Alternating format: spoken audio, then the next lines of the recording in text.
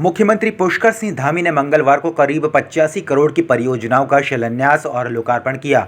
इस दौरान उनके साथ केंद्रीय शिक्षा मंत्री धर्मेंद्र प्रधान और राज्य के शिक्षा मंत्री धन सिंह रावत भी मौजूद रहे। प्रदेश में शिक्षा की व्यवस्था को सुधारने और शिक्षा विभाग के कार्य को तेज करने के लिए केंद्र और राज्य सरकार मिले जुले प्रयास कर रही है। उसी कड़ी में उधम सिंह नगर, पौड़ी और चंपावत में नेताजी सुभाष चंद्र बोस आवासीय छात्रावास के भवन निर्माण के लिए शिलान्यास किया गया। वहीं प्रदेश की शिक्षा व्यवस्था को उच्च स्तरीय बनाने के लिए विद्या समीक्षा केंद्र का लोकार्पण किया गया। केंद्र सरकार के सहयोग से चलाए जा रही पीएम श्री योजना के अंतर्गत भारत सरकार द्वारा स्वीकृत 141 विद्यालय का उद्घाटन किया गया। मुख्यमंत्री पुष्कर सिंह धामी के सम्मान में श्री गंगानगर राजस्थान के मानकसर गांव में क्षेत्रवासियों द्वारा सम्मान समारोह का आयोजन किया गया। मुख्यमंत्री ने कहा कि गुरु जम्भेश्वर भगवान की पुण्य भूमि में आकर वे अभिभूत हैं। उन्होंने कहा कि गुरु जम्भेश्वर जी ने जीवन में 29 नियम अपनाने को कहा था। उनके द्वारा दिए गए नियमों को आत्मसात कर आज विश्नोई समाज वाणी पर संयम रखने के साथ ही अन्य नियमों का पालन कर रहा है।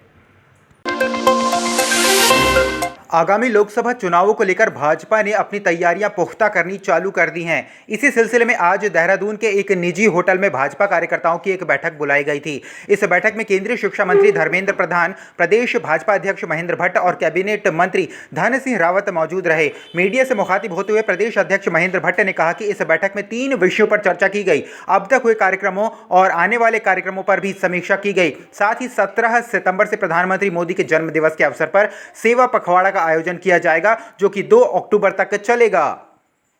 आगामी दिनों के अंदर पार्टी के कार्यक्रम है, खासतौर पर मेरी माटी मेरा देश का कार्यक्रम जहां सरकार स्तर पर किया जा रहा था, वह हमने तय किया है कि हम प्रत्येक परिवार के आंगन की माटी कलेक्ट करेंगे और बाद में उसको ब्लॉक मुख्यालय, उसके बाद दिल्ली के अंदर जो स्मृति वाटिका बननी है उस पर माटी जाए। मुख्य रूप से जो उत्तराखंड के अंदर आंदोलनकारी रहे, शहीद आंदोलनकारी के विषय की चर्चा कर रहा हूँ।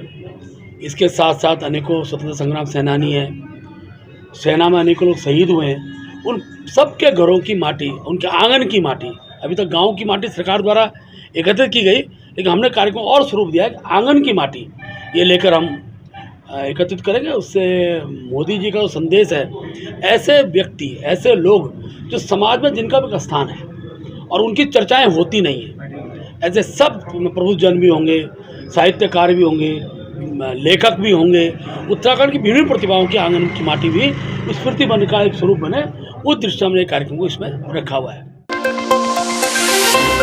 मौसम सुहावना होने के बाद एक बार फिर से सतोपंथ सरोवर की पवित्र यात्रा रफ्तार पकड़ने लगी है। सतोपंथ सरोवर में भी लगातार तीर्थयात्री पहुंचने लगे हैं। मौसम साफ होने पर सतोपंथ से प्रकृति के सुंदर नज़ारों के दीदार हो रहे हैं। बद्रीनाथ धाम से 22 किलोमीटर दूरी पर लगभग 4600 मीटर की ऊंचाई पर सतोपंथ ताल स्थित है। सतोपंथ ताल का आकार त्रिकोणीय है। माना जाता है कि इस झील के 3 कोनों में भगवान ब्रह्मा, विष्णु, महेश ने तप किया था।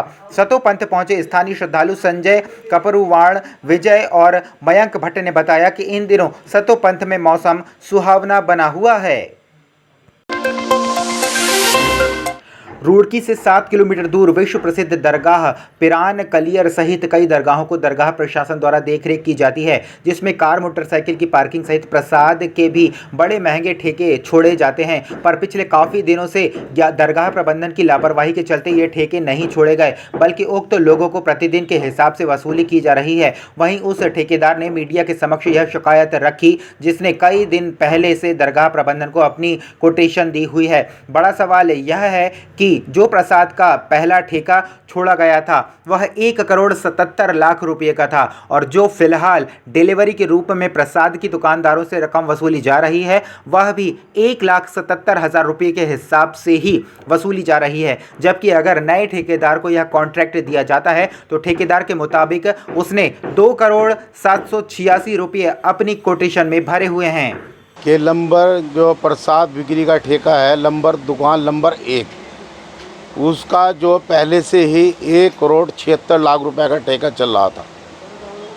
जब इसका दोबारा टेंडर निकला, तिबारा टेंडर निकला, तो इसकी 1,93 की कहा कि 1,93 से ऊपर बोली दे, तो ये फिर दोबारा जो है 30 तारीख तक का इसका टाइम था। 30 तारीख को इसके ये टेंडर डाल दिया गया।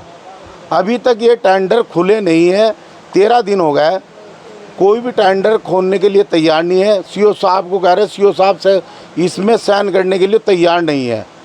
और ये 2,786,000 का टेंडर डला हुआ है और इनकी मांग थी 1,93,00,000 और ये 2,786,000 का टेंडर डला हुआ है।